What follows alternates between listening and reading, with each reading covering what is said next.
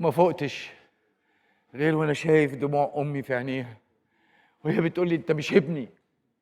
شوف انت بقيت عامل ازاي. اخرج من بيتي، روح اعمل شوبينج مع صفاء. صفاء؟ نزلت الف في الشوارع زي المجنون، ورجعت البيت وبوست رجل امال. قلت لها خلاص يا امال، انا مش همشي ورا صفاء تاني، لانها ست مستهتره كانت هتضيع زوجها وبيتها وتتجه الى السقوط والانحلال. والعياذ بالله تتجه الى رذيله الشره. انا هبطل، بس ساعديني يا صفاء. وفعلا بطلت اسبوع واحد وحصلت الانتكاسه.